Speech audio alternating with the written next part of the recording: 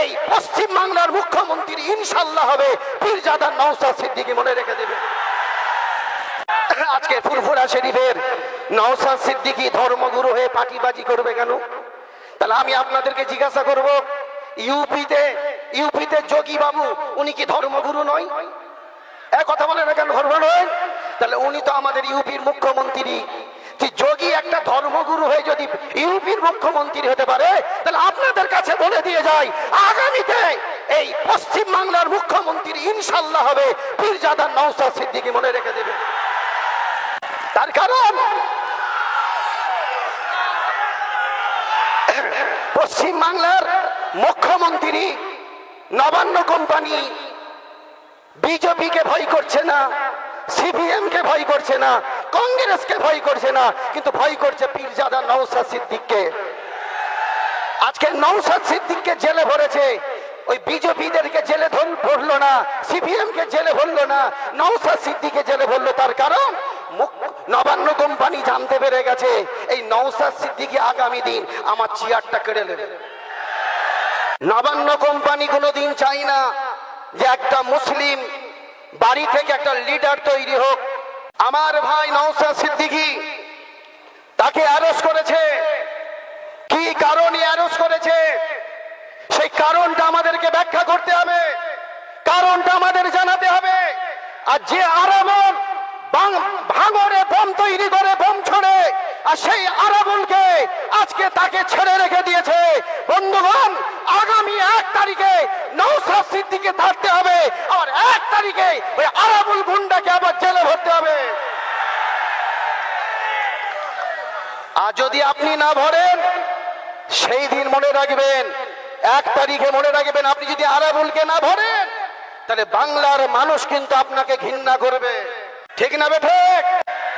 আজকে নবান্ন কোম্পানি কোনোদিন চাই না যে একটা মুসলিম বাড়ি থেকে একটা লিডার তৈরি হোক। নবান্ন কোম্পানি কোনোদিন চাই না একটা দলিত আদিবাসী বাড়ি থেকে একটা গর্জে একটা নেতা তৈরি হোক। এটা কোনোদিন নবান্ন কোম্পানি চাই না। তো নবান্ন কোম্পানিকে আমি জানিয়ে দিতে চাই, আপনাদের যে পোষা গুন্ডাগুলো, আমি সব পুলিশকে বলবো না, কিছু পুলিশ বিনা ওয়ার্দিতে আমার ভাইকে ধরে মেরেছে কলকাতায়। তারা এসেছিল ভাঙড় থেকে, আর আজকের আমাদের এই প্রোগ্রামে ভাঙড় থেকে কিছু আরাবুল সন্ত্রাস কিছু এখানে এসেছে। আরাবুল পাঠিয়েছে যে ডানকুনিতে একটা গন্ডগোল করে ওদের একটা এই সমাবেশটাকে যেন ক্যান্সেল করে দিয়ে যায়। তবে ডানকুনির এই আমার হিন্দু মুসলমান এরা কিন্তু খুব সচেতন। আমি আপনাদেরকে বলছি, একটা মানুষ যদি কেউ কোথায় গন্ডগোল করে, ডানকুনির হিন্দু মুসলমান তাকে এমন করে থাতলাবে সেই যেন উপযুক্ত সাড়া পেয়ে যায়, নবান্ন কোম্পানি সাড়া পেয়ে যায়, যে আগামী দিনে এদের সঙ্গে লাগা যাবে না। আজকে আপনারা ভোট দিয়ে যাকে জিতিয়েছেন, আমাদের সংখ্যালঘু থেকে সিদ্দিকুল্লাহ চৌধুরীকে আপনারা জিতিয়েছেন, তিনি মন্ত্রী হয়ে বসে আছে। ওই আপনাদের দরদের কথা ভাবছে, আপনাদের দরদের কথা বলছে, আপনাদের বিপদের কথা বলছে। হাজী নুরুল, ফিরহাদ হাকিম থেকে শুরু করে সবাই তো আমরা তাদেরকে ভোট দিয়ে জিতিয়েছি যে আমাদের বিপদে আপদে পাশে থাকবে, আমাদের সুখে দুঃখে পাশে থাকবে, আমাদের বিপদ হলে সে প্রতিবাদ করবে, আন্দোলন করবে। ঠিক না বেঠে? আর আজকের আমাদের সিদ্দিকুল্লাহ চৌধুরী এত খাওয়া খেয়ে ফেলেছে, আর নবান্ন কোম্পানির বিরুদ্ধে আর কোনো কথা বলতে পারছে না। ঠিক না বেঠে? তবে আমি জানিয়ে দিতে চাই, আমি কাসেম সিদ্দিকী, আমি আমার ভাইকে দেখতে গিয়েছিলাম লালবাজারের। পুলিশ আমাকে গেটের কাছে দাঁড়িয়ে বলছে, আপনি পারমিশন নিয়েছেন? আমি আমার ভাইকে দেখতে দেবো, সেই দেখতে যাব, কথা বলবো, সেখানে পারমিশন চাইছেন। আর যেই দিনে কলকাতায় আপনারা আমার ভাইকে মানলেন, কার পারমিশন নিয়ে আপনারা মেরেছেন এই কৈফিয়ত দেন। ঠিক না বেঠে?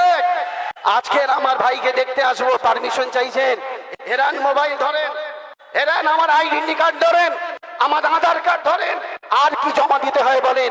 বলে পীর সাহেব আপনার পার্সটা জমা দিতে হবে। আমি পার্স যদি চাইছেন তাহলে আমার জামাটা কি আপনাকে জমা দিয়ে দেবো? জমা দিতে রাজি আছি, তবে আমার নওশাদ সিদ্দিকীর সঙ্গে আমাদের দেখা করতে দিতে হবে। আর যদি দেখা না করতে দেন, তবে খোদার কসম তোমার আজকে লালবাজারের পুলিশের লাঠি কম পড়ে যাবে, গুলি কম পড়ে যাবে। নওশাদ ভাইয়ের কাছে গিয়ে দাঁড়ালাম, নওশাদ ভাই পাশে দেখি 4টে পুলিশ দাঁড়িয়ে আছে। হাই পাওয়ারের পুলিশ দাঁড়িয়ে আছে। আমি নওশাদকে বললাম, নওশাদ তোমার সঙ্গে আমার কিছু পার্সোনাল কথা আছে। তখন ওই প্রশাসন আমাকে বলছে, সাহেব আমাদের সামনে বলেন কি কথা আছে। আমি পার্সোনাল কথা যদি আপনাদের সামনে বলবো তাহলে আমি ওকে ডেকে কেন শোনাতে যাবো, আপনাদের সামনেই তো বলবো। আমাকে বলছে, সাহেব আমরা কানে তুলো গুঁজে দিয়েছি, আপনি বলেন। আমি শোনেন, আপনাদেরকে ভালো নবান্ন কোম্পানি তৈরি করে ফেলেছে। ঠিক না বেঠে?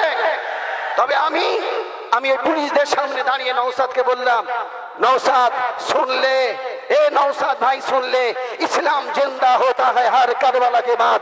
ইসলাম জিন্দা হয়েছে ওহুদের যুদ্ধের ময়দানে, ইসলাম জিন্দা হয়েছে তাইফের যুদ্ধের ময়দানে, আর ইসলাম জিন্দা হবে পয়লা 1 তারিখে। ইসলাম জিন্দা কলকাতায় হবে, এটা মনে রেখে দেবে। তবে নওশাদ সিদ্দিকী পুলিশকে বলল, সাহেব আমরা কি একটু কাসেম ভাইয়ের সঙ্গে কথা বলতে পারি? তো বলে, সাহেব আপনি আমাদের সামনে বলেন।